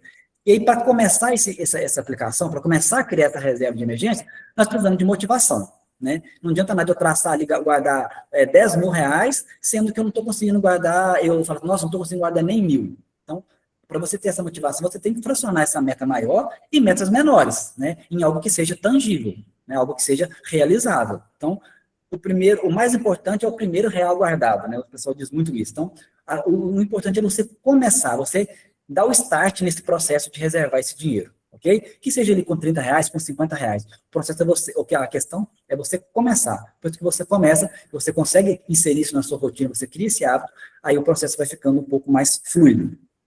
Tá? Então, tendo essa possibilidade de criar essa reserva, então, onde eu guardo esse dinheiro? Você pode estar se perguntando, mas tá, eu tenho esse dinheiro, e aí, onde eu vou fazer? Eu vou comprar, vou aplicar em algum fundo, vou aplicar em alguma ação? O ponto aqui, pessoal, é a sua segurança, é a sua tranquilidade. O principal aqui é a capacidade de você ter uma liquidez imediata desse dinheiro. O que eu estou falando? Você conseguir resgatar esse dinheiro a qualquer momento. Eu consegui pegar o celular no aplicativo e jogar esse dinheiro na minha conta corrente para me pagar uma emergência que eu estou tendo. Então, os locais mais seguros seria caderneta de poupança, né, para quem tem pouca habilidade, para quem não sabe mexer muito com isso, automaticamente você já cria uma conta ali vinculada, a conta poupança vinculada à sua conta corrente, você consegue estar guardando esse dinheiro, né? Ou então aquelas famosas caixinhas que os bancos digitais, os bancos virtuais têm, né? Muitos bancos têm essas caixinhas aí, onde você automaticamente já consegue guardar um pouco de dinheiro ali e ele vai rendendo um pouco acima da poupança, né? Tem algumas contas, alguns bancos digitais, que eles já fazem isso automaticamente, né? Eles já entendem que aquele dinheiro que você está ali aplicado está ali guardado na sua conta corrente, você não está movimentando ele com muita frequência, automaticamente o banco já coloca nessa caixinha, né? Tem essas possibilidades também. Ou se você tem um pouco mais de conhecimento, já consegue manusear um pouco mais esse dinheiro, você consegue aplicar em algum CDB, alguma taxa Selic, que seja, no Tesouro Direto, que você vai ter um rendimento um pouquinho maior, né? E você ainda continua com essa segurança, né? Com essa tranquilidade de poder resgatar a qualquer momento, ou no máximo no dia seguinte, dependendo do valor que você queira resgatar, ok? E aí, eu sugiro essas 3 aqui, iniciais, para quem tem pouca familiaridade no assunto, né? São opções que você guarda o dinheiro com uma grande liquidez, você resgata no mesmo dia, no máximo no dia seguinte, e você tem uma certa segurança, né, que esse dinheiro vai estar ali, né, rendendo um pouquinho, mas ele vai estar ali naquele valor mínimo que você aplicou, ok?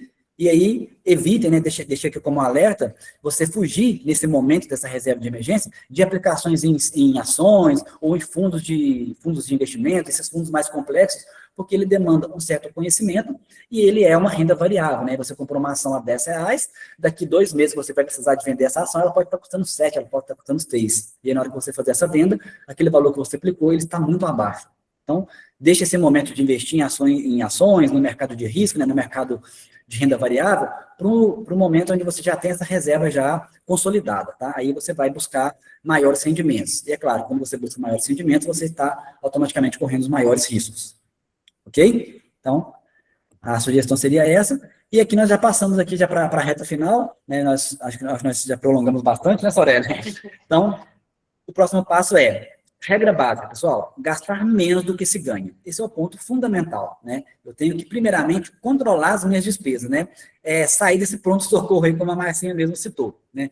Eu tenho que pegar as minhas despesas, fazer esse diagnóstico, fazer esse levantamento do meu orçamento e de modo que ele caiba nas minhas receitas. O ideal é que ele fique, no máximo, em 90% das minhas receitas, para eu ter ali uma margem para eu poder pagar essas dívidas se eu estiver endividado.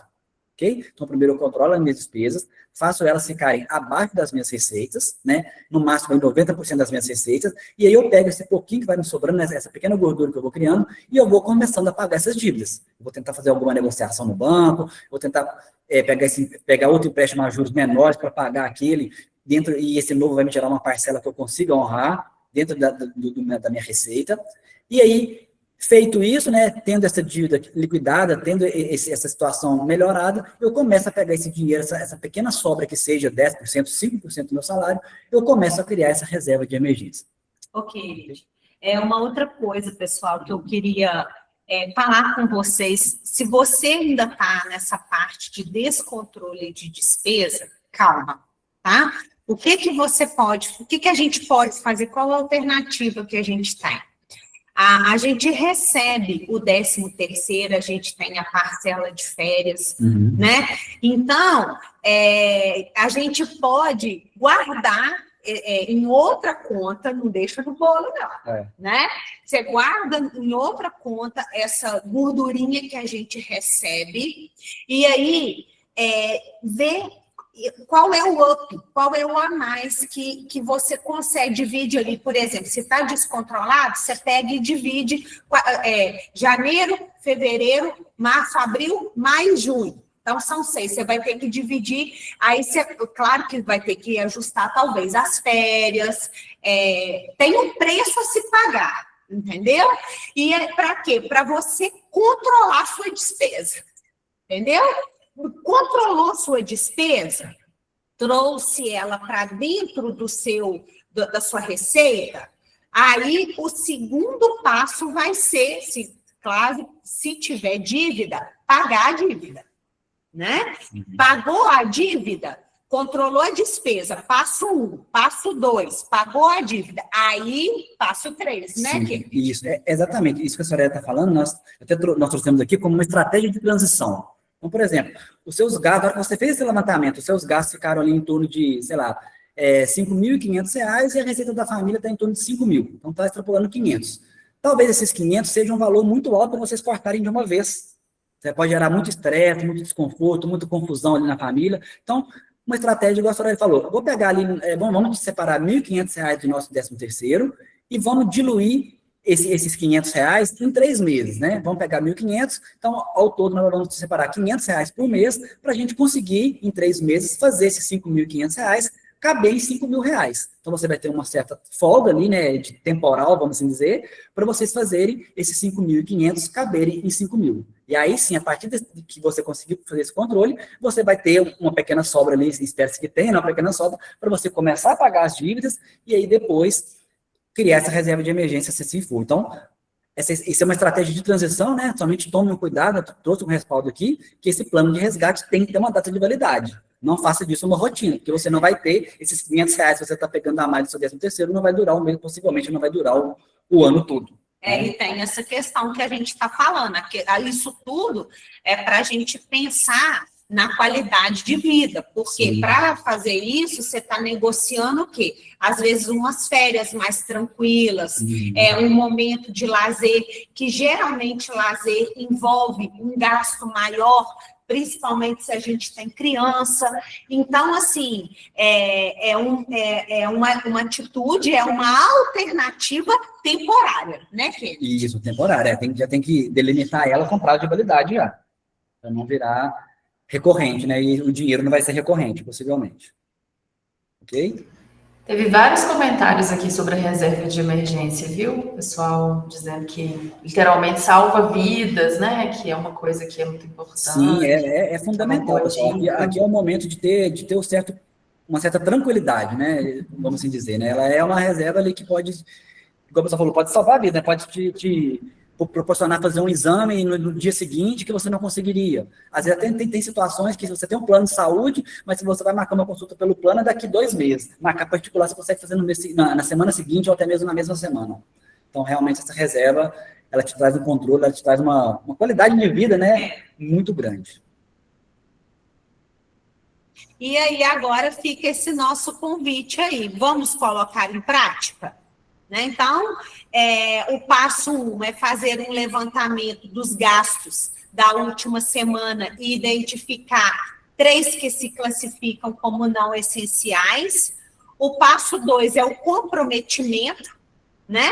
E o passo 3 é sempre estar voltando e analisando as etapas 1 e 2. Né? Sempre à medida, é tipo academia, pessoal, né? À medida com que a gente vai acostumando, o peso ele vai aumentando, não é assim? Então a gente vai aprimorando também nesse controle financeiro. Então tem coisas que e aí, em momento algum, a gente quer deixar bem claro que nós estamos convidando ninguém a ser pão duro, né? Como dizia antigamente, não é nada disso, não.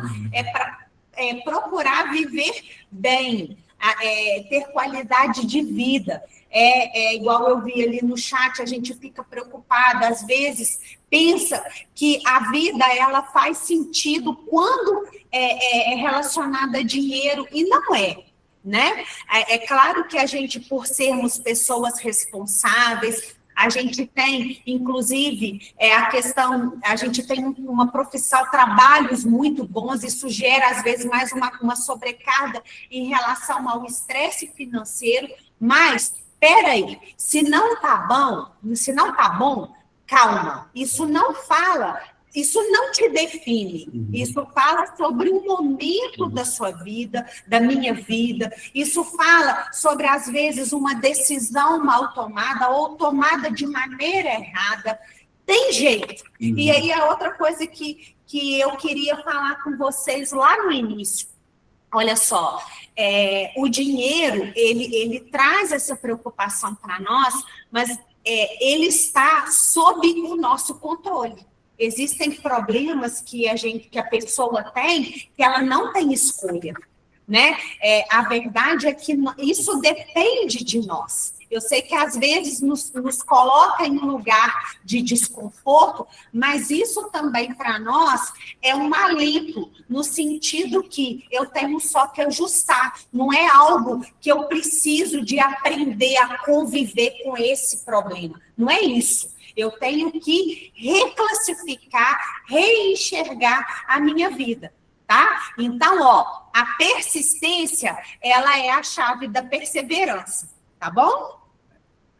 Então, a nossa ideia aqui, pessoal, é plantar essa sementinha na mente de vocês, né? De tentar causar essa mudança no mindset, né? Mudar a forma de pensar, né? Mudar aquela questão de pensar o dinheiro como algo que some, né? Para uma ferramenta que está sob o meu controle, né? Colocar vocês como protagonistas da situação e não deixar agir de modo impulsivo, né? De modo imediatista, e aí o dinheiro vai realmente esvair aí sem vocês perceberem, né? Aí chega naquela situação, chegando no 15º dia do mês, eu não sei para onde o meu dinheiro foi. Ok, pessoal? Então, é isso, né, Isabel? Está nos últimos minutinhos aqui, será que a gente abre para o pessoal perguntar, né? Pode? Claro, pode sim. Caso vocês queiram aí, gente, fazer perguntas diretamente aqui para os palestrantes, podem abrir as câmeras aí e perguntar. Se quiser levantar a mãozinha antes, né? Para a gente se organizar. A Flávia deixou uma pergunta aqui. Se você quiser perguntar, Flávia, abrir sua câmera, seu microfone.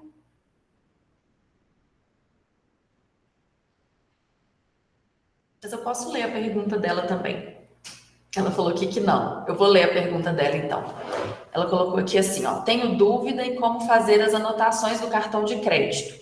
Devo categorizar as despesas? Devo considerar o mês da compra ou o mês do pagamento da fatura? Geralmente, você considera um mês do pagamento, né? Porque o valor da fatura ele vai ter impacto na receita daquele mês, né? Agora, igual aqui, ó, a gente compra em outubro para pagar em novembro. Então, eu preciso de ter cuidado. Por quê? Porque vai ter impacto lá no meu salário do mês de novembro. Então, o Kennedy colocou uma questão aqui. Olha só, se eu, nos últimos meses, fiz exames e eu sei que, para além da mensalidade do plano de saúde, eu vou ter que pagar coparticipação, eu preciso de quê? Eu preciso de ajustar, segurar o valor da fatura. Por quê? Porque em novembro, além de tudo, eu vou ter que pagar a coparticipação. Ou medicamentos, né? Ou medicamentos, teve alguém que falou do medicamento aí, né? Então, aí a questão é, o medicamento, ele faz parte, você vai comprar no cartão de crédito, então lá, ó, naqueles 6 mil, então talvez vai ser 3.200 de supermercado, 1.000 de farmácia e 1.800 de outras compras, uma vez que dependendo da questão de saúde, o medicamento ele precisa de ser adquirido todo mês, né? Então, essas questões, elas precisam de ser pensadas. É Flávia, Amanda? Isso, é Flávia. Então, Flávia, dentro dessa categorização, você pensa sobre, assim, o que dentro dessas despesas, o que é variável. O que eu consigo não comprar? Igual assim, eu vou comprar, vamos imaginar aí, ó, vou comprar esmalte. Então, eu compro esmalte, eu não vou comprar esmalte todo mês, porque eu não sou manicure. Então, eu faço uma compra de esmalte e divido de 2 vezes. Já sei que mês que vem eu não vou comprar esmalte. Agora, se é um medicamento que todo mês eu preciso de comprar, não é interessante eu dividir, né? Já vai ter situações que, não, eu adoeci só agora, o medicamento é esporádico, aí eu posso dividir. Então, você precisa de ver qual que é o contexto dessa despesa sua. Ficou claro? Ela colocou aqui que entendeu. É muito voltado também para o prazo de consumo, né? Às vezes você consegue negociar, comprar, por exemplo, um medicamento. Eu tomo todo mês um medicamento contínuo. Às vezes você consegue encontrar uma caixa que venha 60 unidades, você toma um por dia, você consegue ali ter um desconto maior, e aí você tem essa possibilidade de dividir esse medicamento em 2 vezes no cartão, né? Então, o que é consumido dentro de um mês, né, nós não aconselhamos que você divida essa parcela, porque mês que vem você vai ter que comprar de novo, e você vai estar tendo vai virando esse consumo, você vai estar sempre pagando ali, né, um momento até acima do que você está adquirindo. Okay? Ô, Tiago, eu vi sua fala aqui, mas olha só, se você tiver essa disciplina, se você, igual a gente aqui em Teoflotone, a gente tem esses atacarejos, né? Se você tiver disciplina de comprar maior quantidade de alguma coisa, né? E até com isso tem um preço legal, igual vamos imaginar. Pó de café e sabão. Produto de limpeza. Produto de limpeza. Eu vou comprar para 2 meses. Então, você pode comprar e parcelar a compra do material de limpeza de 2 vezes, não tem problema. O problema é quando um valor vai se sobrepondo ao outro. E o que foi consumido num mês fica para eu pagar depois. Então, isso daí gera um transtorno muito grande. Aí dá essa situação, o dinheiro sumiu. Entendeu? Então, não problema nenhum você dividir a compra do supermercado. É o que nós vamos analisar. E aí, até começar, tipo, num tempinho, né? Lá em casa, quem gosta de fazer isso sou eu. Meu marido não tem paciência, não. Aí, lá em casa, a gente divide. Tem coisa que compra um mês, tem coisa que compra outro mês, e a gente vai dividindo dessa forma. Sorélia, como você falou, né, a comparação que você fez com a academia, né, de que é uma coisa treinada, né, e o que vocês colocaram aí no final também, de que é uma habilidade, né, não é um talento, então... O cérebro precisa, né, o cérebro precisa ser exercitado, você está sempre ali estimulado aquele raciocínio, e aí aos poucos isso vai entrando na nossa rotina, né.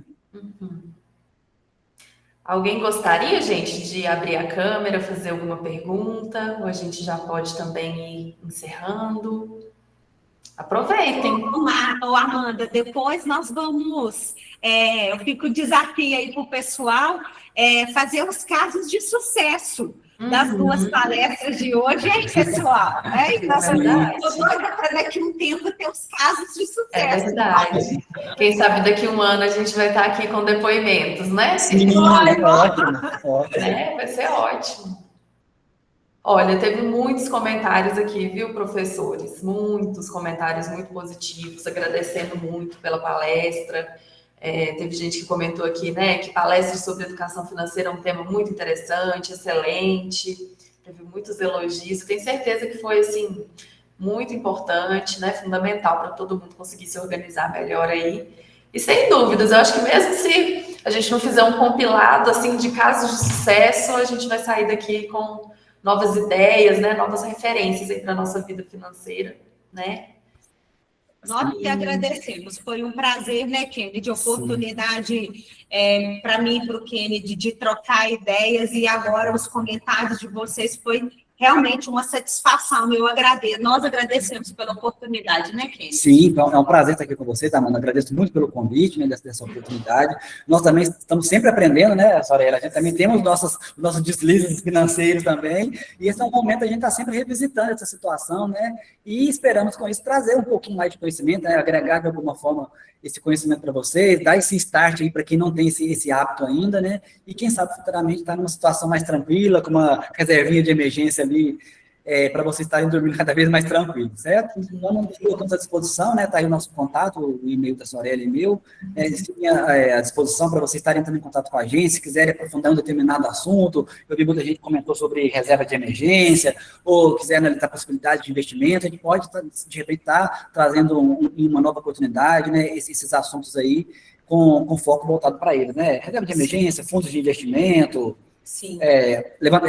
Criação de orçamentos, né? Sim. Podem estar à vontade para estar entrando. Que ótimo. Acho que foi a primeira de muitas, então, oportunidades, né, que a gente vai ter juntos aí. Foi excelente. Quero agradecer muito a vocês. E, ó, eu vou falar a mesma coisa que eu falei com o Tâmaro ontem. Vocês deram de presente para a gente as planilhas, e vai ter um presentinho aí para vocês esperando aí no Mucuri, tá bom? Amanhã muito obrigado. Vocês aí e presenteá-los aí com uma lembrancinha da DASA, tá bom?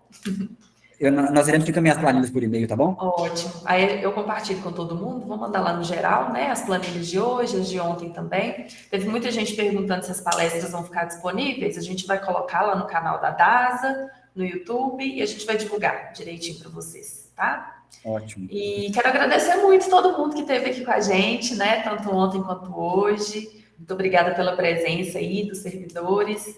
Quero agradecer também a Casu, né? O Sindifes e a do FVJM, que ajudaram a gente aqui com apoio financeiro, né, para fazer o evento. Sem vocês não teria dado certo, gente. Muito, muito obrigada mesmo. E eu acho que a gente podia fazer uma foto, né, que a gente fez ontem. O que vocês acham? Claro. Vamos tentar abrir essas câmeras aí, gente, para a gente aparecer nessa foto.